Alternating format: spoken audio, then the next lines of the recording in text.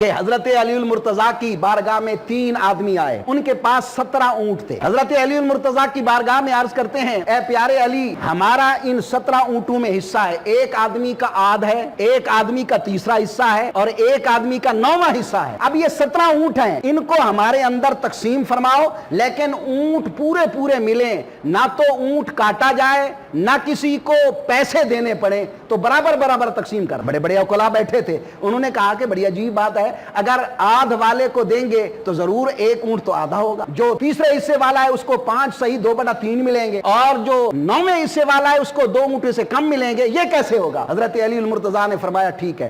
آپ نے فرمایا کہ اونٹوں کو لائن میں کھڑا کر دو، اونٹوں کو لائن میں کھڑا کر دیا۔ آپ نے غلام سے فرمایا ایک میرا اونٹ لے آؤ، آپ کا اونٹ آ گیا اور وہ بھی ساتھ کھڑا کر دیا۔ کتنے بن گئے؟ 18۔ آپ نے فرمایا کہ جو آدھ والا آ جائے اس کو 9 اونٹ دے دیے، اور جو تیسرے حصے والا ہے اس کو 6 اونٹ دے دیے، اور جو 9ویں حصے والا ہے اس کو 2 دے دیے۔ اب کتنے بن گئے؟ 9 اور 6 15، اور 15 اور 2 17۔ 17 پورے ہو گئے، حصہ بھی پورا آ گیا، نہ کوئی کسی کو پیسے دینے پڑے نہ اونٹ کاٹا گیا۔ تو سب نے بڑی تعریف کی کہ آپ کو رب نے بڑی ذہانت عطا کی، اور واقعی آپ سرکار کے علم کے شہر کا دروازہ ہیں۔